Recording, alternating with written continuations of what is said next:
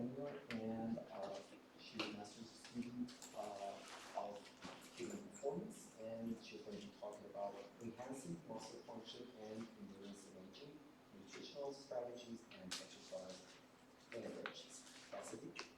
Yes, I'm Cassidy McDaniel. I'm going to be doing enhancing muscle function and endurance in aging, nutritional strategies, and exercise interventions. So starting with the introduction, all over the world, the older population is growing faster than any other group. Aging has been represented as a sequence of physical change, especially muscle mass. So the study aims to identify sports and nutrition practices to help older adults develop body mass, reduce fat, and maintain muscle mass and strength, thereby preventing injuries. The evidence of endurance exercise and nutritional strategies were reviewed in the study. So the objective, to explore the impact of nutritional strategies and exercise interventions on muscle function and endurance in the aging population. So the things I'll be covering today, the review of 8 studies examining gender differences in response to supplement and exercise, going over supplements and endurance interventions. So starting with the studies, there was only 8 studies reviewed. The search was carried out in 3 different databases. To break down a few of the studies, only one of the studies used a high protein nutritional supplement in 2 different amounts of beta-alanine, which enhances performance by increasing exercise capacity and decreasing muscle fatigue, and this obtained good results. Another study studied muscle endurance. They performed on intervention with sodium bicarbonate, potassium, or sodium chloride. They obtained positive results as well in women, but not in men. Some studies found significant changes in body composition with increases in muscle mass in one study, increases in fat-free mass in another. And only one study was carried out only by men. There was no specific training, no significant changes in the body composition either.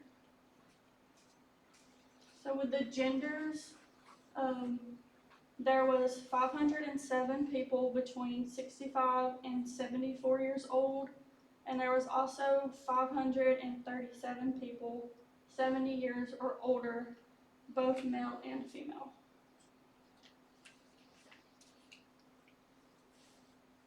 So with supplements, it's caffeine and protein. The use of caffeine and protein have been found to be beneficial in both genders.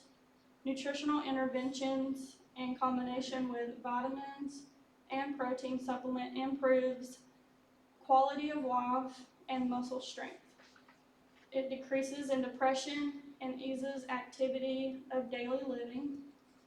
In both men and women, caffeine supplements and high protein supplements are beneficial for older people who engage in endurance exercise.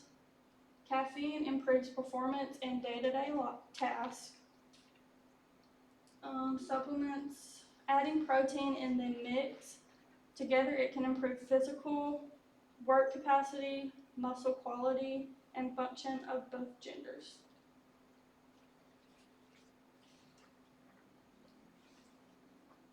So with endurance intervention, they use resistant training and aerobic exercises. There is a decrease in strength and mobility. Independence is reduced, which increases the risk of falls, physical inactivity, and age. Muscle strength decreases, and it can compromise sports performance and daily living activities. Physical activity can minimize the problems Strength training improves muscle strength and muscle mass.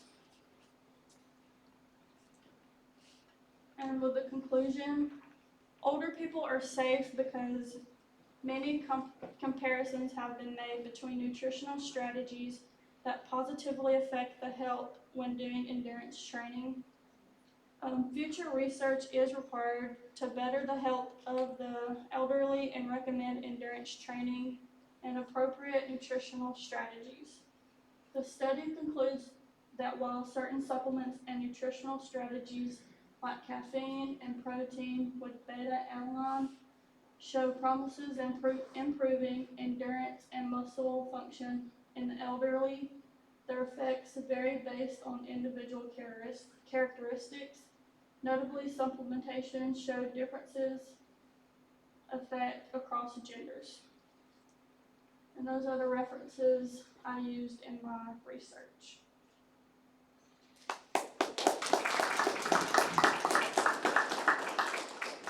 Do we have questions from the judges? All right, let's thank our speaker again.